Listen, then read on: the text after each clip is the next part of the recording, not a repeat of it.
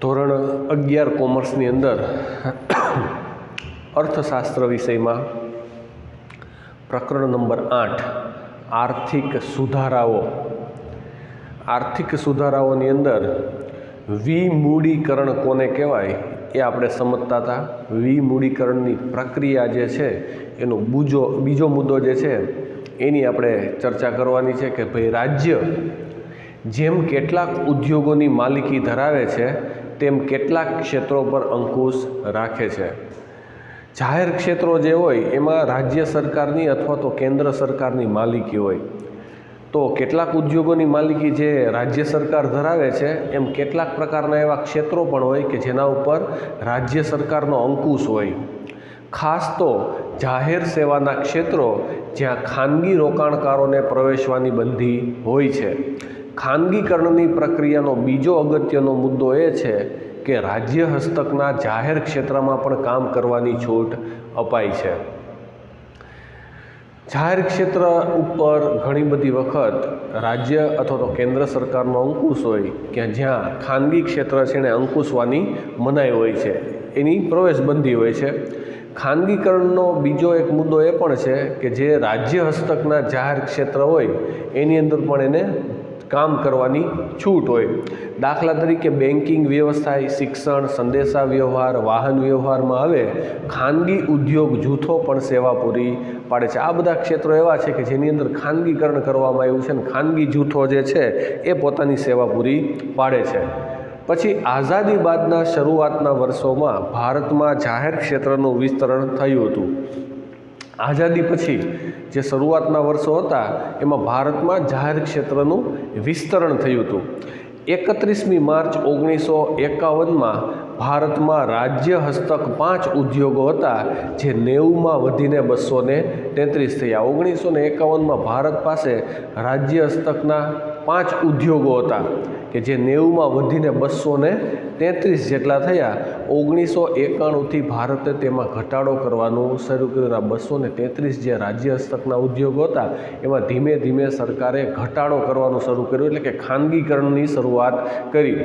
March 2010માં તે 217 થયા અને 2015માં તે 300 થયા. પરંતુ જૂના ઉદ્યોગોમાંથી વિમૂડીકરણ ચાલુ રહ્યું છે. 2015ના અંતે આ રાજ્ય હસ્તકના જે ઉદ્યોગો હતા એ 300 હતા.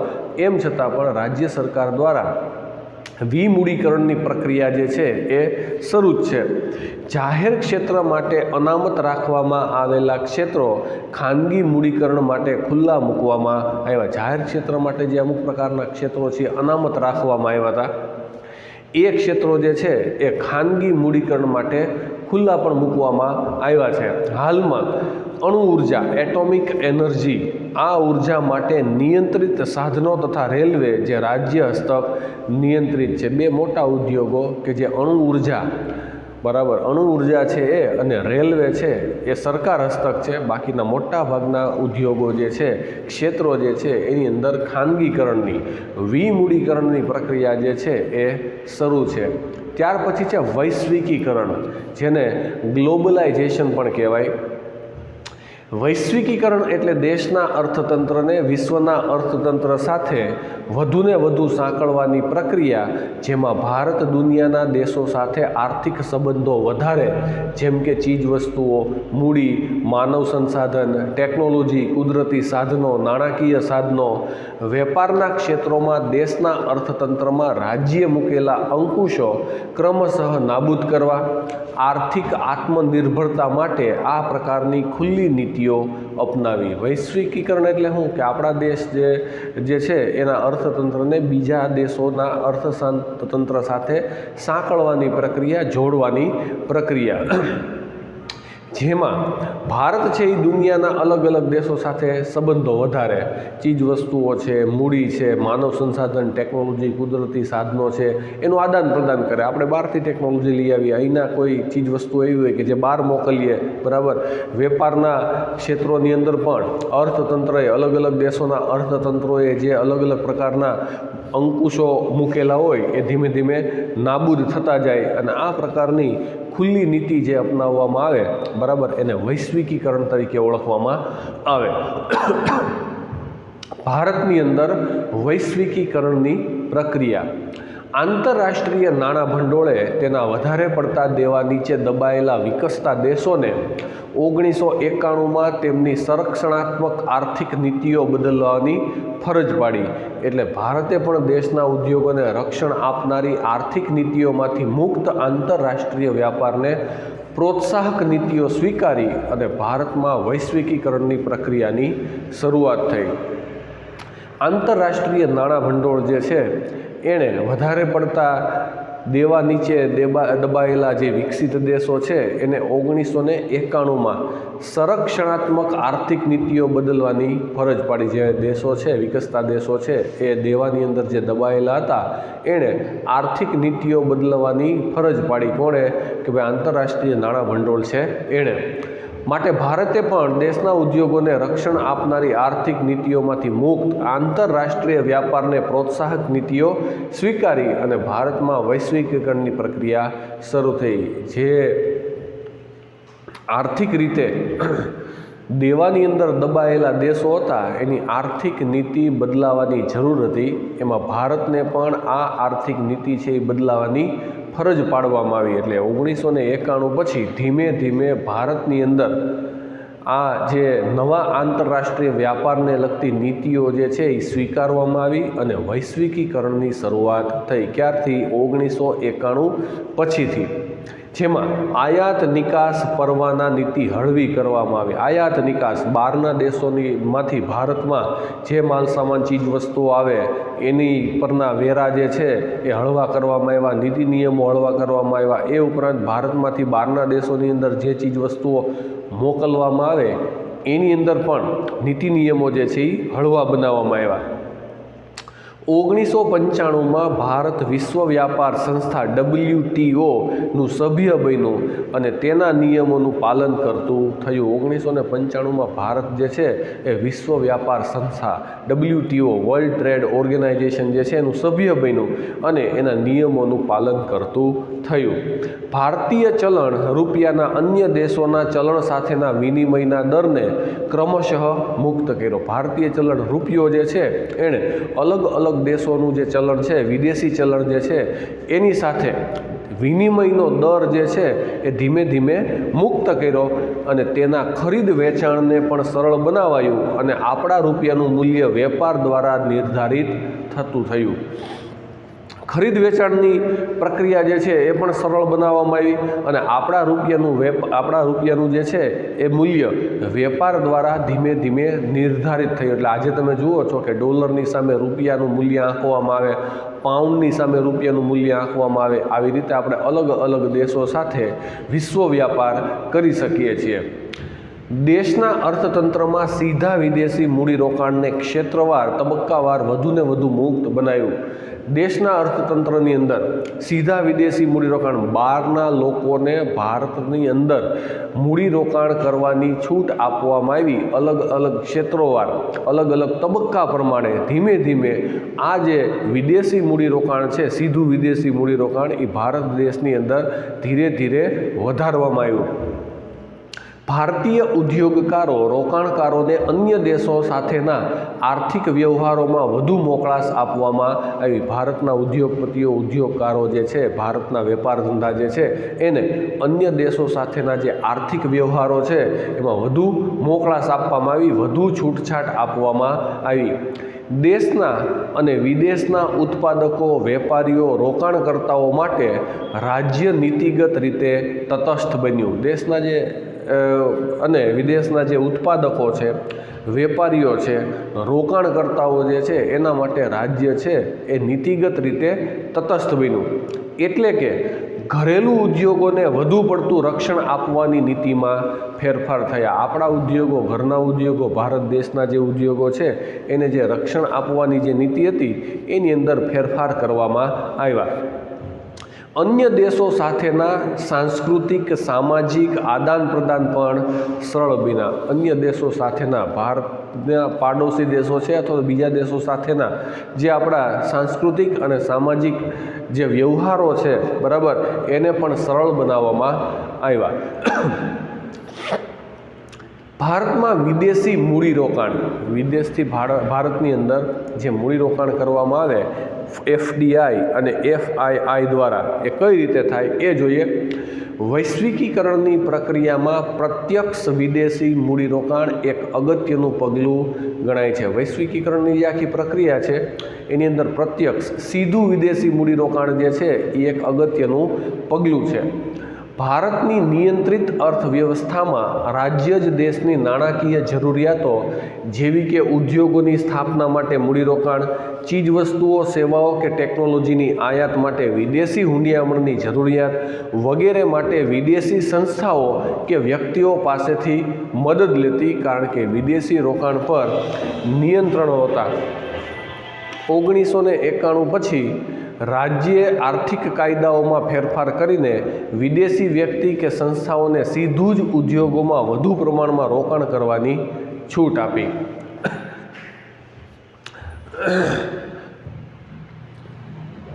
ભારતની જે નિયંત્રિત અર્થવ્યવસ્થા છે એમાં આપણા દેશની નાણાકીય જે જરૂરિયાતો છે કે ભાઈ ઉદ્યોગોની સ્થાપના માટે આપણે મૂડીની જરૂર પડે, ચીજવસ્તુઓ અને ટેકનોલોજીની આયાત કરવી પડે, એટલા માટે આ બધી અલગ અલગ પ્રકારની વિદેશી સંસ્થાઓ અને વ્યક્તિઓ પાસેથી આપણે મદદ લેવાની શરૂઆત કરી.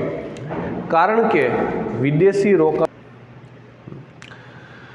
1991 પછી રાજ્ય આર્થિક કાયદાઓમાં ફેરફાર કરીને વિદેશી વ્યક્તિ અથવા તો સંસ્થાઓ જે છે એ સીધું ઉદ્યોગોની અંદર વધુ પ્રમાણમાં રોકાણ કરી શકે એવા પ્રકારની છૂટ આપવામાં આવી. દાખલા તરીકે વિદેશની કોઈ વ્યક્તિ છે કે વિદેશની કોઈ બેંક છે કે વિદેશની કોઈ સંસ્થા છે, એ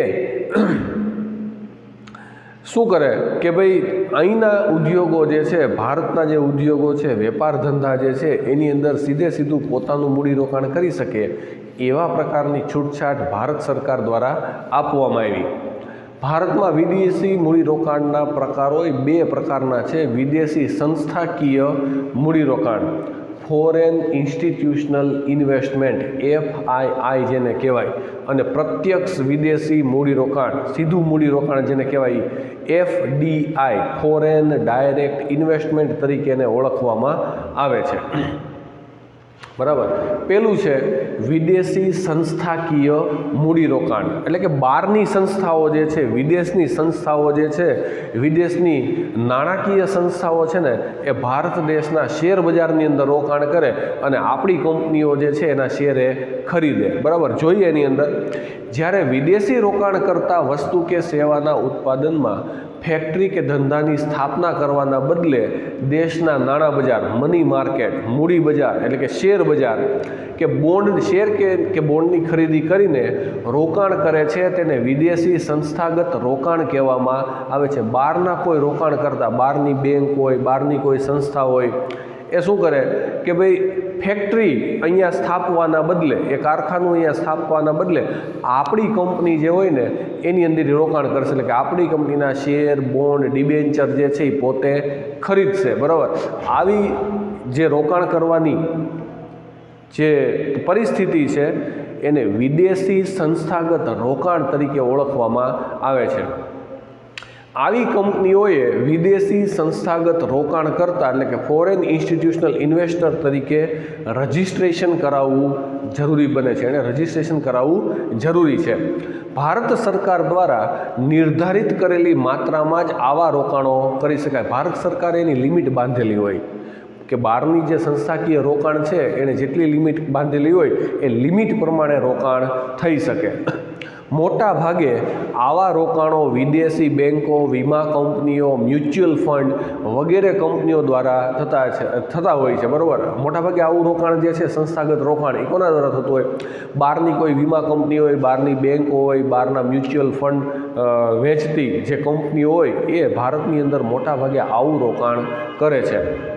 વિદેશી કંપનીઓ જેટલી ઝડપથી શેર બજારમાં નાણું ઠાલવે છે એટલી જ ઝડપથી પાછું પણ ખેંચી શકે છે. જેટલી ઝડપથી આપણા શેર બજારની અંદર રોકાણ કરે, પૈસા આપણને આપે, આપણા અર્થતંત્રની અંદર રોકાણ કરે, એટલી જ ઝડપથી એ પણ પાછું લઈ શકે છે. માટે દેશના અર્થતંત્રમાં તે અસ્થિરતાનું જોખમ પણ લાવે છે. એટલે આપણા દેશનું અર્થતંત્ર જે છે એની અંદર અસ્થિરતાનું જોખમ જે છે એ પણ લાવી શકે છે.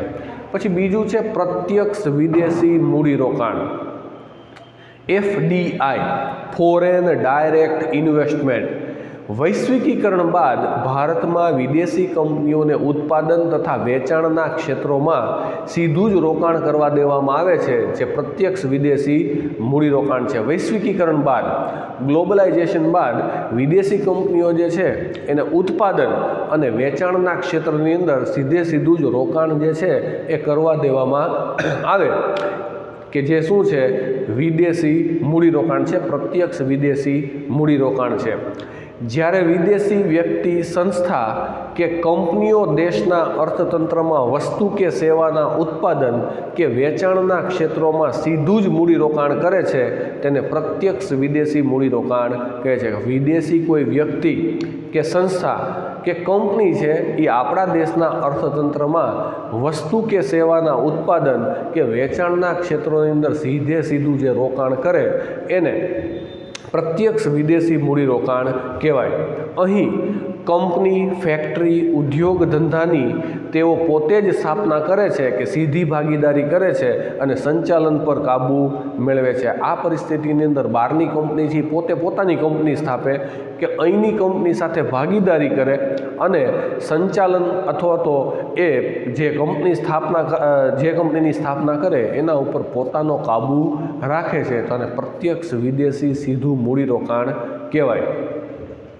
પ્રત્યક્ષ વિદેશી મૂડીરોકાણ જે છે એનું સ્વરૂપ આપવામાં આવેલું છે કે ભાઈ ભારતમાં વિદેશી વ્યક્તિઓ કે નાણાં સંસ્થાઓ દ્વારા સીધું મૂડીરોકાણ જે આવ્યું છે એનું સ્વરૂપ તમને અહીંયા આપેલું છે કે ભાઈ બહારની જે કંપનીઓ છે, કોઈ વ્યક્તિ છે, કોઈ સંસ્થા છે, એ સીધું ભારત દેશની અંદર જે મૂડીરોકાણ કરે એ કેવી રીતે કરે એના સ્વરૂપો અલગ અલગ તમને અહીંયા આપવામાં આવેલા છે. એમાં પહેલું, તે સંસ્થાગત રોકાણના સ્વરૂપમાં હોય છે. સીધા મૂડીરોકાણના સ્વરૂપે હોવાથી તે વધુ સ્થિર રોકાણ ગણાય છે. સંસ્થાગત રોકાણના સ્વરૂપમાં હોય, કોઈ વ્યક્તિએ સીધું અહીંની કંપનીની અંદર પોતાની ભાગીદારી હોય અથવા તો પોતાની જ કંપની હોય એટલે શું હોય? સ્થિર રોકાણ હોય, ઝડપથી નાણું પાછું લે નહીં.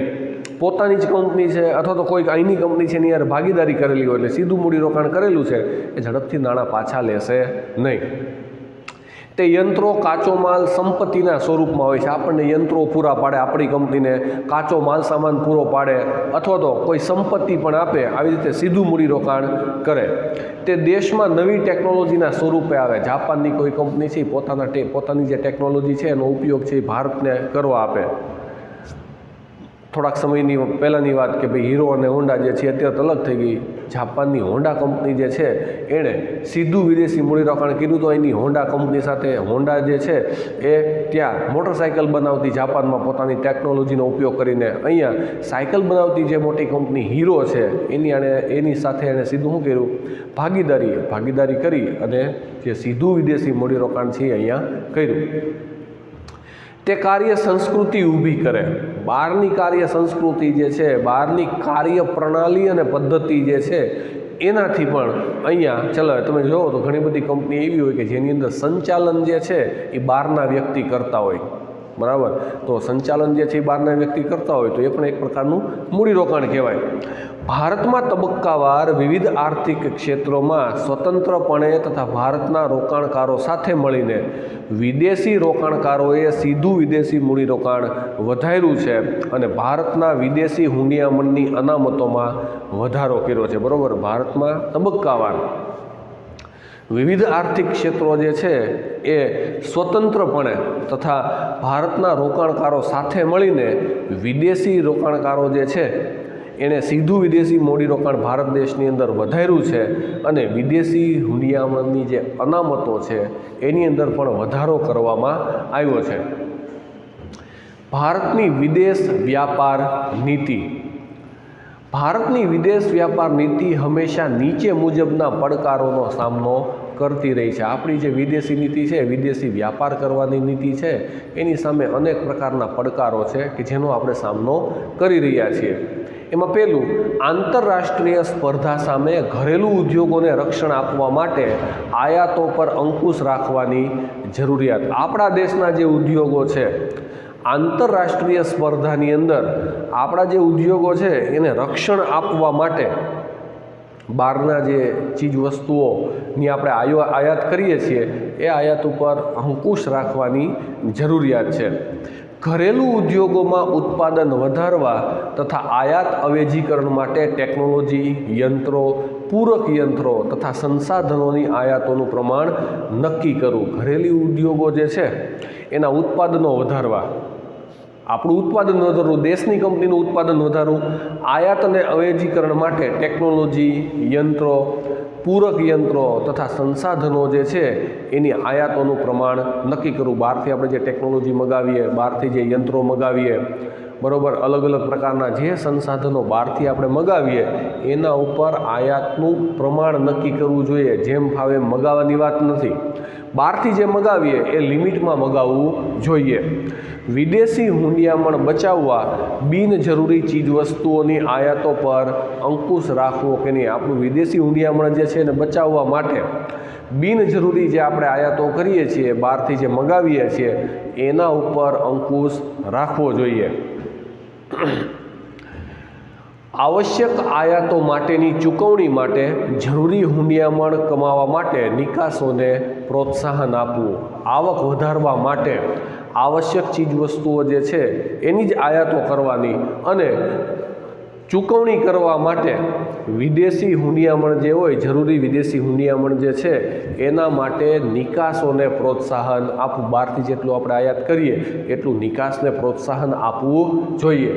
ઘણી બધી ભારતીય વસ્તુઓ ગુણવત્તાના પ્રશ્ને આંતરરાષ્ટ્રીય વ્યાપારમાં ટકી શકતી નથી. ઘણી બધી ભારતીય વસ્તુઓ એવી હોય કે જે આંતરરાષ્ટ્રીય કક્ષાએ ટકાવવા માટે ગુણવત્તાના ધોરણે ટકી શકતી નથી.